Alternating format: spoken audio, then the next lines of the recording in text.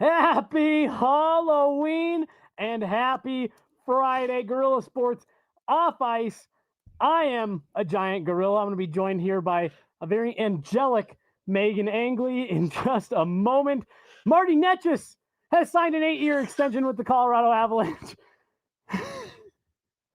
And we're going to unpack all of it today before this afternoon game gets started. But first, I want to remind you guys about our great partners over at RefiJet. Did you know that you could refinance your auto loan? Well, with RefiJet, you could save around $150 every single month, all with just a soft credit pull and zero hassle. Lower payments, flexible terms, maybe even some cash back in your pocket from your car's equity. RefiJet does the work. You get the savings. Start today at RefiJet.com, the faster, easier way to refinance. Hello and welcome in. Please do not leave your luggage unattended on the station.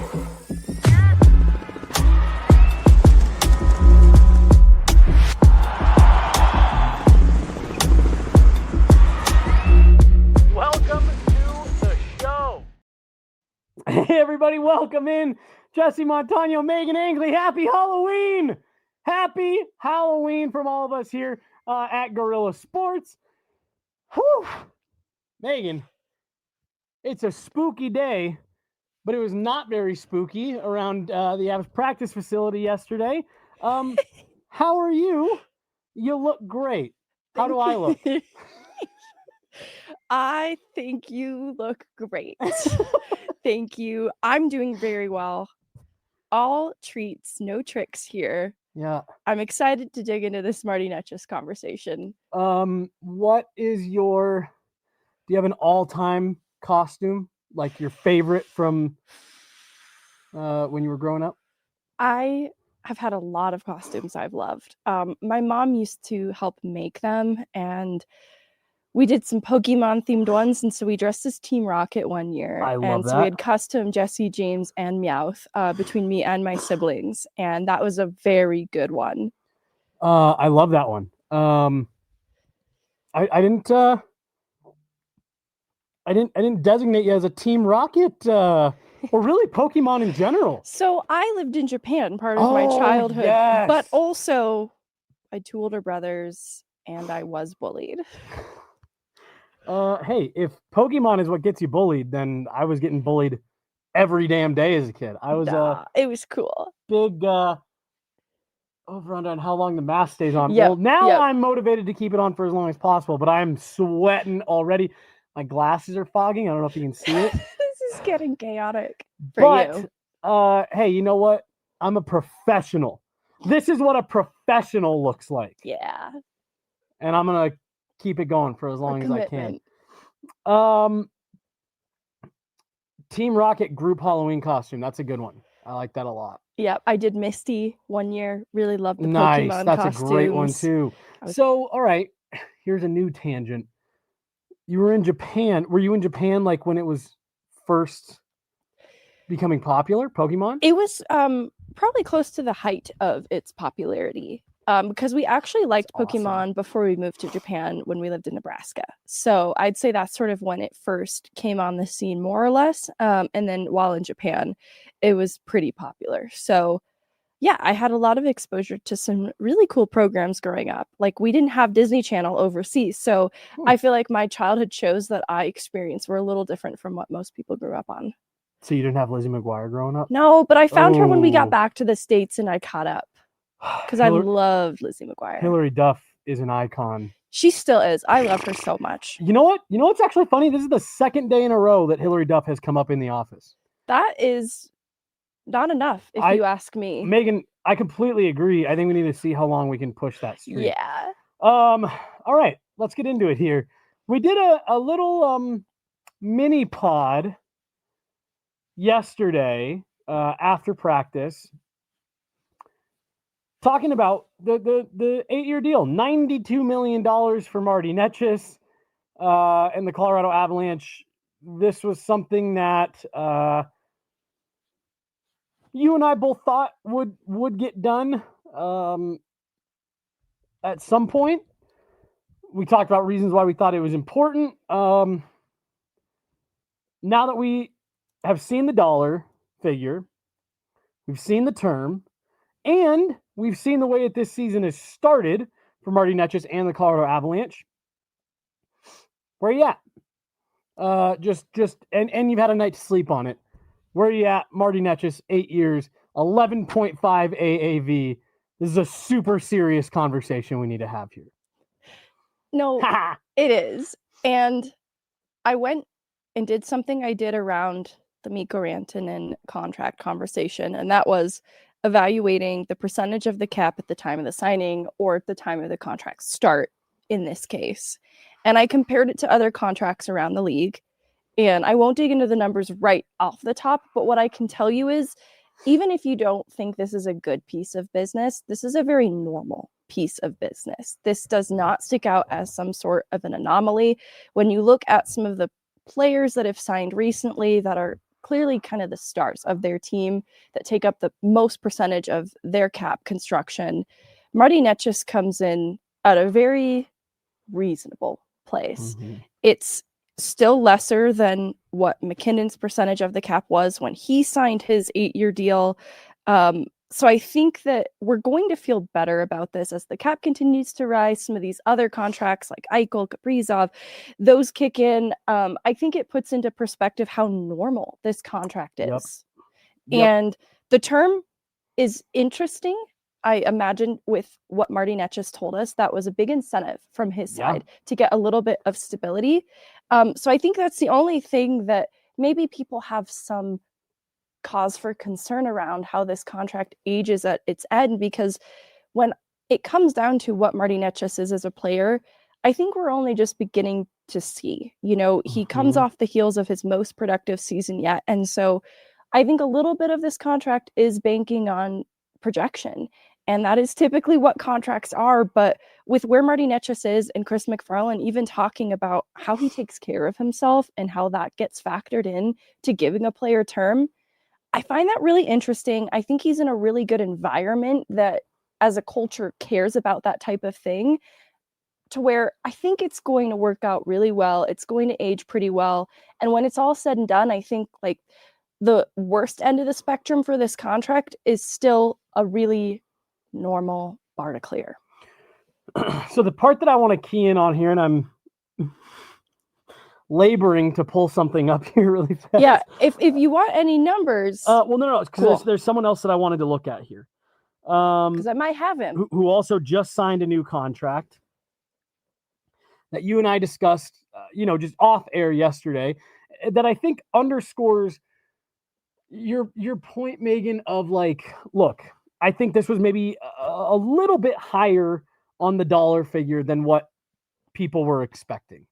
But I also think just a little bit higher, nothing crazy. I also think that, to your point, when you start to look around the league, this is just what this caliber of player costs now. In 2025, $11.5 million for a guy like Martin Necas is just what it costs. Logan Cooley just signed an 8-year deal for $10.5 million. Megan, this is his 3rd season. And his first 2 seasons have been really good, really promising, but nowhere near 10.5. 10.5. Next year, Logan Cooley will make more than Cale Makar. That's just the reality. That's just what players like this cost. And I think the Avs going there is a sign that, one, I don't want to say they learned their lesson last year from the Mikko Rantanen thing, because I continue to think that that's not only a defensible move, but even has a chance to come out looking like, hey, yeah, the Avs did the right thing.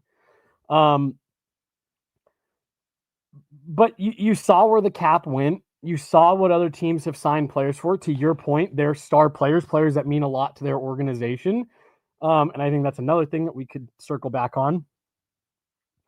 But I think this is the Avs front office saying, yeah, we're adjusting with the times.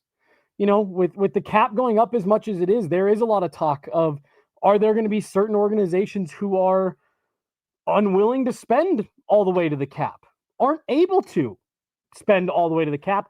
And I think the Avs giving Marty Necas 11.5 is them saying, this is a really good player, only 26, and we think he's going to be a big part of what we're doing, and he's going to help, continue to make us a Stanley Cup contender.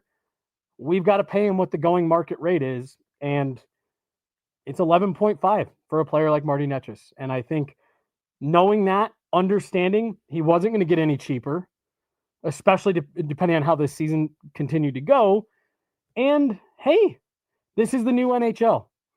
And I think good on the Avs for recognizing those two things and saying, we need to get this done. This guy's important because you flipped Mikko Rantanen and were able to get Marty Necas back.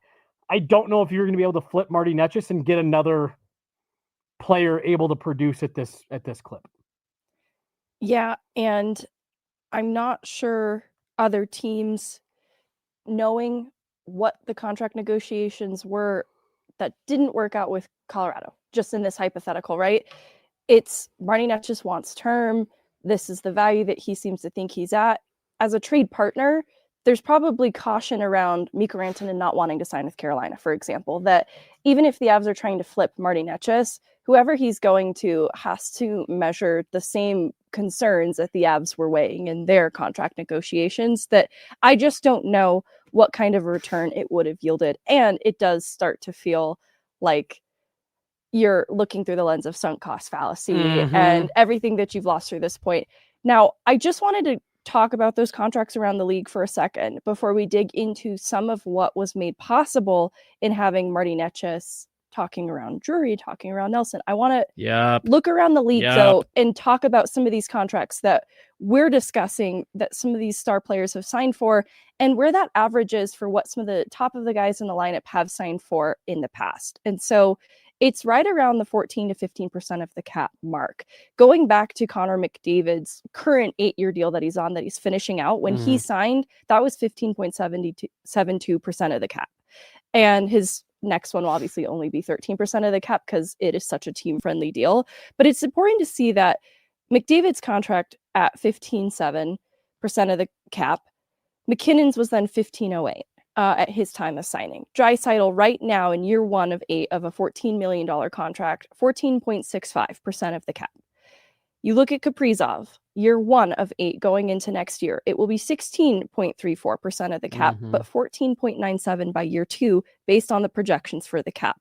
So by year 2, even Kaprizov's contract isn't such a different percentage of the cap from what we've seen McDavid sign for, Draisaitl, McKinnon, even Austin Matthews. And so you look at Marty Necas, who will be 11.05% of the cap. That is obviously much lower than McKinnon, Matthews, Draisaitl, Kaprizov, even Eichel, who will start his contract next year, 13.5. That'll be 12.98% of the cap. That is interesting to me because Vegas is managing Eichel and Marner. I think that's an interesting roster construction to kind of look at. Then you've got Eichel, 12.98% of the cap, and you have got Marner in here for 12.56% of the cap. And so I think trying to juggle like those two contracts at the top of the lineup is where Marty Necas at 11.05% of the cap, and that's just in year 1, right? Like even seeing where Kaprizov, his contract changes in year 2, that's even lesser. And so when you know there's a Makar contract on the horizon, these numbers start to feel a lot normaler because you look at the production of some of these players, like 12.56% of the cap for Mitch Marner, 2 30-goal seasons, several 20-goal seasons, 100-point season. Marty Necas doesn't quite have that production to his name. Rantanen's comes in at 12.56% of the cap with 3 30-goal seasons, 155-goal, 142, 200-point seasons.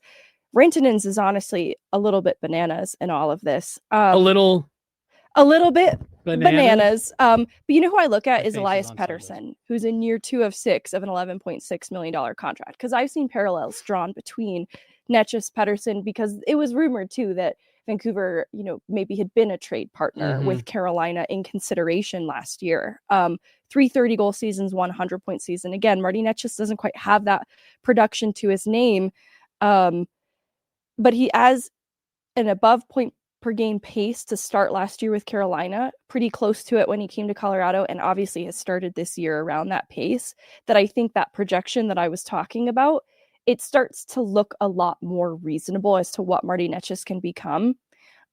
Because even Elias Pettersson is 13.818% cap at the time of signing. So like all of these players come in higher first and foremost, and their production reflects why that is appropriate. Whereas with Necas, it is a projection, but it is important to go back to that percentage of the cap as it kicks in next year with where it's projected to rise. It's going to be a lot easier to stomach past this year. Yeah. Including then juggling a future Makar contract. So I think the Makar contract is such a critically important thing to keep in mind here. And again, when you're discussing, and you and I talked about it before the show, this is going to be the last show where we do the Mikko Rantanen, Marty Necas stuff. Right. We're not doing it anymore, but we all knew that this, that where the number ended up coming in was going to end up being at least a point of discussion, right? What's done is done. Based on reports that we will never know for certain, Mikko Rantanen, based on reports, wanted more than $12 million in Colorado. He wanted more than $12 million in Carolina. Both those teams said no. He ended up in a no state tax state, landed on $12 million. That happened. It is what it is. Two things. One, $500,000, that does make a difference when you're talking about the Cale Makar contract, where it is every dollar is going to count. Everything's going to matter. In that negotiation, I imagine it's going to be a lot of, Cale, we're going to write you whatever check you want. Right. Please try to be cognizant of the fact that we are trying to build a team here. And I don't think Cale Makar is going to have a hard time understanding that, but it's not going to be a negotiation. We're going to give you whatever you want. How can we work together to make sure that this is a deal that makes sense? So $500,000 does make a significant difference when you're talking about that. Two, and I want to give a shout out to Evan Rawl, friend of the show, just friend in general. He made this point and he kind of laid everything out yesterday. I think you'd be hard pressed to find anybody who would say the Avs aren't a cup contender right now. And probably among the top 2 to 4 favorites in the league right now, today, October 31st, 2025. The Avs are a Stanley Cup favorite for this season. If you give Mikko Rantanen even just 12 last year, you don't have this team right now. Do you have what Marty Necas is currently at? 6 point. Necas contract. I just want to make sure I'm getting the number exactly right, so that I can subtract 6.5. So the gap between that and Mikko's 12, you're talking, if you would have kept Mikko Rantanen at 12, which again, based on reports that we don't know for sure, wouldn't even have gotten it done at the time. You're talking no Brock Nelson, no Victor Olofsson, no Jack Drury, no Brent Burns. Like, I don't think it's much of an argument. Yeah, I think too, like, even Jack Drury, who seems like a cost-efficient way to fill the 3C, there's obviously no Charlie Coyle. Brock Nelson wouldn't have made sense. You still haven't solved the 2C position, and the back end isn't fully solidified. So bottom 6, not complete. Top 6, not complete. Back end, not complete. There are 3, depending on how you look at it, big holes in important parts of the lineup that would need to be filled. And you would have a prolific scorer in Mikko Rantanen in the lineup. Mm-hmm. So that's still not something I want to take value away from, but the rest of the lineup wouldn't be nearly as complete. And we don't even see the full picture because the bottom 6 isn't to completion just yet. But all that to say, You want to talk about the significance of a second line center, not even having a 3C in that conversation. It's hard to wrap my head around. Victor Olson's just a luxury in that conversation. Mhm. Those other two things, though, Mhm. are necessities. Mhm. But to have the middle six guy who can flex up in the lineup, just a luxury you're not even entertaining at that point if Right. Mikko Rantanen is still on this team. And oh, by the way, there's the Gabe Landeskog of it all that like you'd have had to do some shuffling and maneuvering to make that fit back in for this season. And so, yes, you're gonna have to deal with the realities of the Marty Necas extension next year, but you're also getting a nice boost in the salary cap. It's expected to go up to close to $105 million. So, it's, I get why people would want to put those two contracts next to each other and say, oh, it's only $500K less. Is that really all you did this about? And it's like, yeah, technically it's $500K less, but that removes all the nuance of the discussion of how it makes this season look, to your point, percentage of the cap. And by the way, right now, to your point, about you'd have Mikko Rantanen, prolific point producer. Right now, Marty Necas is producing at a clip that I think most would say is very Mikko Rantanen-esque. I don't want to be silly, like 11 to 10 games into this season, but right now, 4 goals, 8 assists in 11 games for Mikko Rantanen. And for Marty Necas, we've got 7 goals, 6 assists in 11 games. And look, that is so silly. I don't want to overinflate what that means. But the point is, it's not like you're talking about you flipped Mikko Rantanen for like a 50 to 60 point guy. Like Marty Necas has shown, including last season, the last 2 seasons, that this is an 80 point plus type of player. And I think what the Avs are banking on is, can we, playing with Nathan MacKinnon and Cale Makar and getting power play reps, can we stretch this to be a 90 plus point guy? And if that's the case, I think you can realistically make the argument of, okay, we're not losing all that much production from Mikko Rantanen, who's pretty consistently in his career, 90 to 100 points. So if you can get Marty at 90-ish, okay, there's not a huge drop off in production, then that's when you can really start to point to Brock Nelson. What did he do? Jack Drury, what did he do? Victor Olofsson, what was he able to kick in? Right. That's where you can start to look at it and go, what are we even talking about? Production here. It's a wash. And what were the first words out of Chris McFarland's mouth last year at the availability right after? We weren't deep enough. I think you laid it out perfectly a minute ago. Like they wouldn't have been in position to be complete, let alone have any luxuries. They have what I think most of us consider to be the deepest team since post-deadline 2022. And the realities of navigating that in the changing cap era, it has been what has made it so challenging for the Avs to recreate the success of the 2022 team. So this has been a few seasons in the making, and it's been hard, I think, for them to juggle. But to get to this place, it's really great, and I think we'll come to appreciate it more because, Marty Necas, his work isn't done here. I think that he valued the stability and the trust from the team to commit to him long term. Now he has to step up, and how he responds will be very revealing as to who Marty Necas is, because I think something that didn't quite work for him with Brind'Amour's system was what was demanded of him, I think, was hard for him to meet, and the leash felt very short, and so his role would fluctuate according to that. I think there's a commitment, as long as Marty continues to show up, to give him the power play reps, the top line minutes playing next to a Nathan MacKinnon, again, so long as he shows up. So there's a job for Marty Necas to do in all this as well.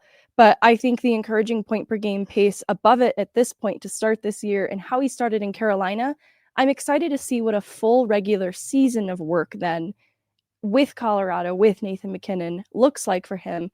Because as Jared Bednar pointed out, like, it's important to get the regular season success to translate to the playoffs as well. But they're aware of that, and they're working on that with Martin Necas right now. I want to key in on a couple. We had someone in the chat ask what I was. Yes, I'm the Guerilla. I was getting a little sweaty, so I lifted the mask goalie style for a minute, but I'm back in it. What is Jesse? Harry. We're getting these comments from yesterday queued up, and I think I want to play those, Megan, before I dive into what you were just talking about there, because the long-term commitment thing I thought was an interesting comment from Marty yesterday. I also thought how he talked about this being where he wanted to be. The players that are on this team, the fact that he thinks he has a chance to win. I believe the quote that he gave, you just look like you're ready to bust up laughing. I think the quote he gave the Avs before media availability said, "This is my team. This is my home." It felt, a lot of what Marty said yesterday, Megan, felt very pointed, and it felt very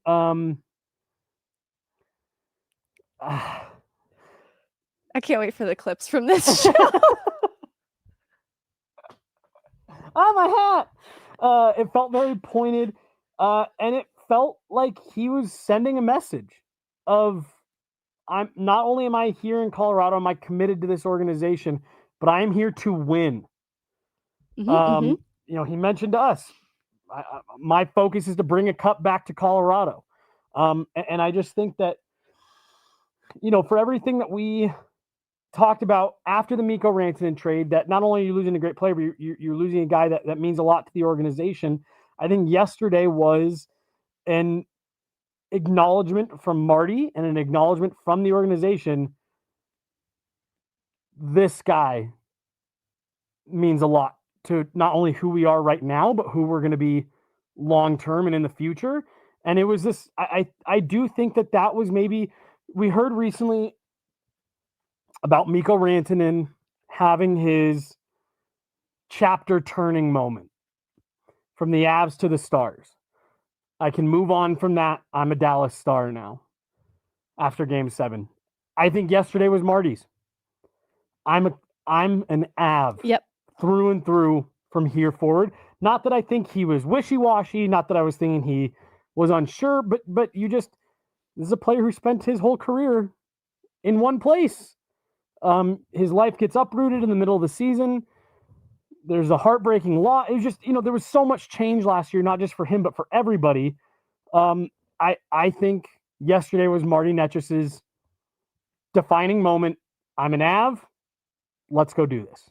And I think the way you just said it too, right? Like it wasn't a question of if Marty Necas was sure on the Avs. He needed to see that they were sure of him too. And so I think that's what the term and the full no move clause through 7 years of that contract indicate. It's a commitment from both sides. And I think that's the way the best relationships work, is there's a mutual trust in one another. Let's hear from Marty Necas right here. I got it queued up. This was Marty Necas yesterday, talking about his new 8-year, $92 million contract extension. I guess, Marty, just what are you feeling right now? Yeah, super excited and happy that we got this done. And, you know, I'm excited for the times ahead now. And, you know, now I can just focus on playing hockey, winning hockey games, and do whatever it takes to bring a cup back here to Colorado. How much does it mean to you to be able to stay in Colorado and call this place home? Yeah, I think it's great, and it's going to be nice to finally settle in somewhere and, you know, have a long-term contract and just focus on winning and nothing else. So I'm super excited, happy that I can call this place home now, and, you know, yeah, it's a dream. Were you surprised? You arrived here just over 9 months ago. What have you experienced here that made you so comfortable making such a long-term commitment here?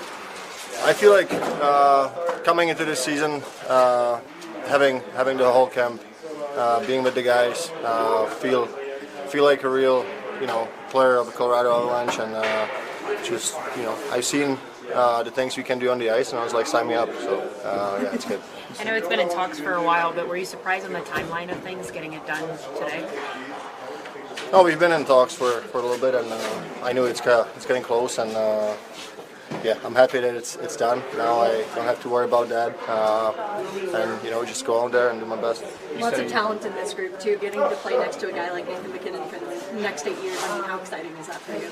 I think it's great, and not just him and Kale, but the core group here is amazing, and I've been on a great team in Carolina, and being here, seeing how good the guys are here and how special this group is that was a big part of why I signed here, and I want to be with them. You said yourself that you modeled your game after Nathan McKinnon when you were in Carolina. Did that play a factor in re-signing with Colorado? The fact that you get to play with a guy that you've been looking up to. Yeah, it's no secret. When I was in Carolina, obviously, looking up to the best players in the league, and he's one of them. So I was trying to modify my game to play a little bit like him and play with a high pace. Now we're playing together, so it's fun. You said yourself that you signed these shorter deals in your career, like 8 years. What does that mean to have an organization commit to you on a personal level? Yeah, it's nice to see the trust, from them and trust in me, and that's something new. So, it's been real good this season. We had an unreal team here. Great people around, so I'm excited to play in front of the Avs fans for way longer now, and let's make everything possible and everything to bring the cup back here. What do you love most about this organization? Just paying attention to every detail. You have everything to you're basically here just to play. Everything else is taken care of, and being here for the full season for the first time this season is something I learned. That's kind of new to me, because last year it feel weird after getting traded, but now it feels great, and I'm super happy. They gave me time to kind of figure out things, and I'm super excited. Marty, was there a moment that you knew, was it last year after the trade or sometime during the summer, that you knew this was going to be the right fit, regardless of money or contract? Was there a moment that you knew that this was going to be the right fit? Yeah, I think this team definitely fits my style of hockey and the way I play, and we have so many good players here, so it's great. It doesn't really matter who you play with, but at the end of the day, you sign a great contract and you're not winning. It's tough, and that's why I feel like this team has a great future, bright future, and I want to be part of it. Do you feel it was a smooth process to make this deal done? Yeah, I feel like it wasn't super tough, and I'm glad the management gave me some time to figure out, and for me to decide where I want to basically spend my next 8 years of life, not just me, but my family as well. And I'm super happy, and I'll be happy to be here for eight more years and call this home. A few more guys, please. Where were you when you found out? It was this morning. This morning I signed it here before the practice, so it was pretty exciting. I knew it's coming, so last couple of days, obviously it was in my head. We were talking a lot, and it was nice to get it done. Did you have a moment after you signed it, like, that's a lot of money? That's just, did you have that moment this morning of, hey, I signed a big deal? Yeah, I think obviously it's great to, secure my family, kind of give back to them for whatever they put in me when I was young, and just not just for me, but for my girlfriend, for my family. It's a big step forward, and I'm just super happy. That was going to be the next thing. Is Nikki excited? Yeah, for sure. She loves Denver, so it's great. Have you been notified that the next team dinner is on you? Yeah, I think that's I expect nothing else, so I'm good with that. Team dinner on him. Coming up probably this weekend, tonight in San Jose. Okay, so I wanted to talk about this because I thought it was wholesome, and you brought it up already. But they were saying, Landy was in the background saying team dinner, Carbone, and he was also saying other restaurants that I didn't recognize, but I recognized Carbone, and it's in Vegas. So I'm assuming they did team dinner last night. Yeah. But what I wanted to talk about that was so wholesome is you can hear in some videos Landy screaming it because he moved from one side of the locker room to the other to get closer to be more interruptive. And what I wanted to talk about just briefly is how wholesome it is that Landeskog is always at the forefront of celebrating his teammates' wins. whether it's the water bottle tradition when a guy scores his first NHL goal, or playing the prank on Malinsky when he wasn't on the ice for his first goal, when he walks into the locker room and everyone's pretending like nothing has happened, and then they start cheering. And I just wanted to draw attention to the value of having a captain like that, who is your biggest cheerleader and is always clapping when you win. I think it's so wholesome. He's clearly so happy about this contract with Martin Necas, but it's bigger than that. It's everything else that Landeskog does to celebrate his teammates' wins, and I think it's really wholesome. I was actually listening to Elliot Friedman, Kyle Bukauskas on the way in this morning, 32 Thoughts, and they were talking about the Marty extension, and one of the things that Elliot brought up was Gabe. And, he was essentially saying, I'm not saying that played directly like into these negotiations, but part of Marty not signing over the summer and wanting to wait till the season started was he wanted to, kind of what I asked Jared Bednar about yesterday of like, it went well last year. Did you guys need to make sure that's okay, this is what it was? And it sounded like Marty Necas and his camp wanted that a little bit of like, hey, we think we liked this. We think this was a good fit. Let's make sure, let's see if the season gets off to a good start. And Elliot said that he had actually heard from someone that like having Gabe Landeskog back around, it as you and I have talked about, it changes everything. It has changed everything. And you could maybe even make a semblance of an argument that it made a guy like Marty Necas more comfortable to stay in Colorado long term. Chloe just discovered you're dressed as a gorilla. Oh, wow. So you haven't been watching. Chloe just asked what's wrong with me, and I don't think she wants me to answer that today on the air. All right. I'm being yelled at to put the hat on. So why don't you talk, and I'm going to get redressed over here. What? They're yelling at me to put everything back. I thought you were going to take it off. No. That's so lame. No. They're yelling at me to fully put it back together. So perfect. We'll cut to your camera. And you can honestly just speak in Spanish. You don't have to say anything. I just need to get this put back together. I won't do that. You know what I'll talk about? Because it's coming up in the chat, the concern around Martin Necas and playoff success. And I asked Jared Bednar about basically what is uniquely asked of Colorado Avalanche playoff hockey and how that will just inevitably differ from even Marty Necas, his playoff experience with Carolina. And in knowing too what that demand is to play Colorado Avalanche playoff hockey, what did Jared Bednar take away from getting to see Marty Necas in that Dallas series? And he talked about how, sometimes that regular season success didn't translate into the playoffs for Marty Necas. He says there's a certain firmness in his game that needs to be there. And what I like too is he talked about how in a playoff series, you're playing the same team every night. So there's so much awareness in what you can do to counter specific players, how you can shut down individual players like Cale Makar, like Nathan MacKinnon. Dallas did this very effectively. Same is true of Marty Necas then. They're going to key in on, all right, what's this player's weaknesses? How do we capitalize on that? And so in knowing that, you have to come prepared to brace yourself for a little bit of that 1v1 battle. And that's where Jared Bednar talked about production. Like, obviously that needs to come from a relatively consistent clip from Marty Necas, but the physicality needs to be there. I think that's that firmness that Bednar was alluding to. And I like that Jared Bednar acknowledged there was physicality in Marty Necas in the Dallas series. It's raised the bar for what Marty Necas needs to do now in the regular season. This is being expected of him because Jared Bednar also acknowledged that the way they're playing hockey right now is in preparation for how they want to be playing hockey come May. And I love that because Coach Letestu said something so similar. And so I think, too, that's why some of these games where they've launched a comeback and they've come away with the point by forcing it to OT, shootout, has been disappointing. Because they are trying to gear up for playoff hockey. So I want to go back to the Marty thing really fast. This is so hard. We're so overstimulated in the best way.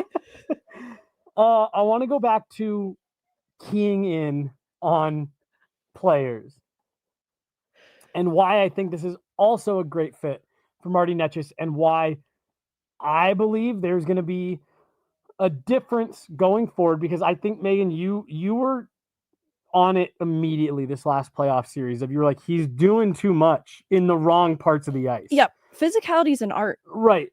And I think Marty's going to learn from that. I think Jared Bednar learned from how to deploy him, things like that. That being said, I think personally, I feel part of the reason why Marty Necas struggled in the playoffs in Carolina is because they don't have a guy. Marty Necas, and like, I'm just going to put it, Marty Necas isn't a number one. Like, he's not your number one guy. It's a guy like Nathan MacKinnon. So Marty Necas isn't going to need to be the guy like he needed to at times in Carolina where they were looking for. Is it Aho? Is it Necas? Is it Svechnikov? Who is our guy? And I think Marty Necas tried to be that at times in Carolina.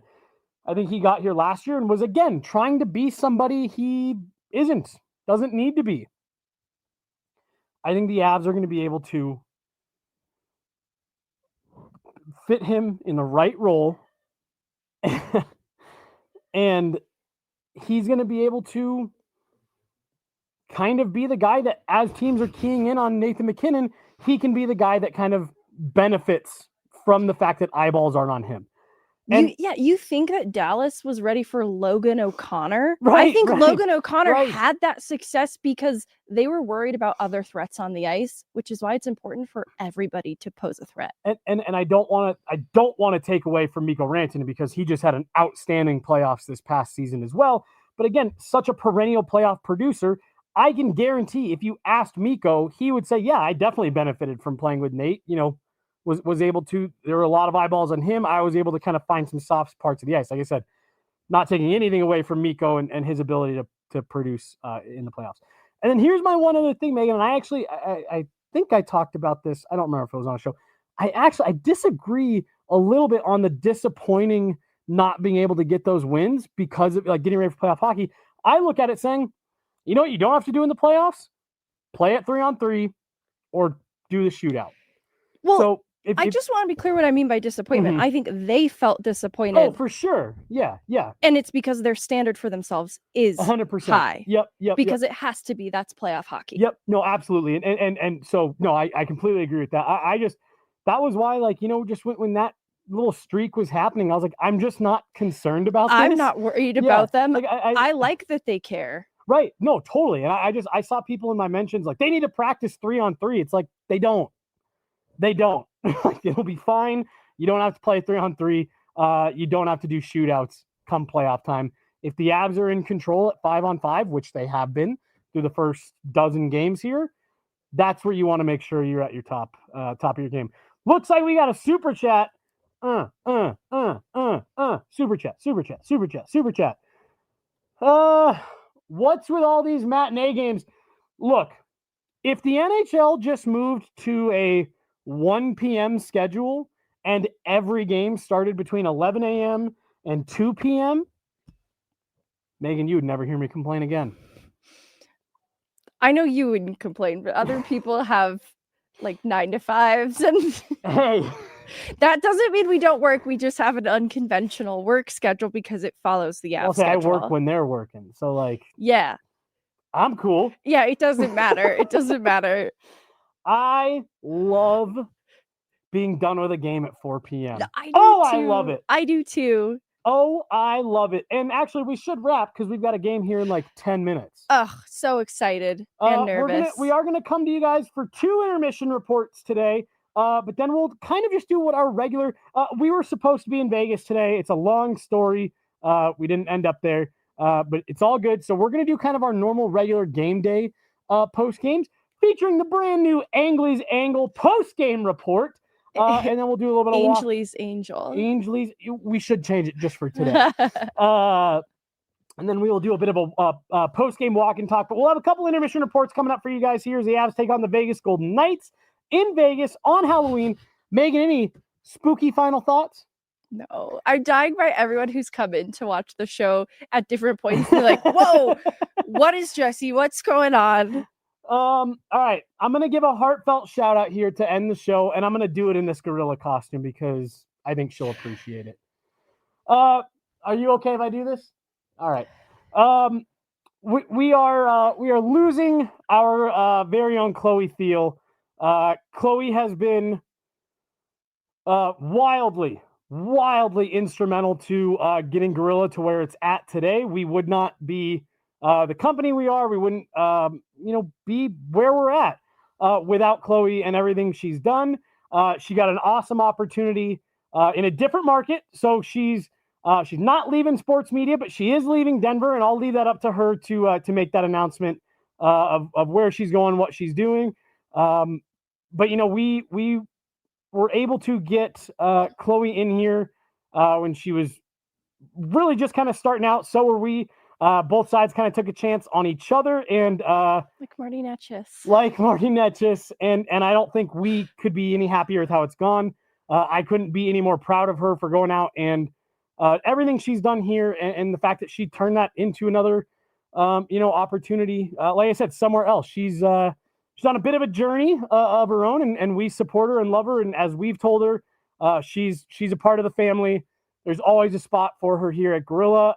But head to Chloe's page, shoot her congratulations. She is moving on from Guerilla. Today is her last day in office. We're all really sad. We're all really bummed out.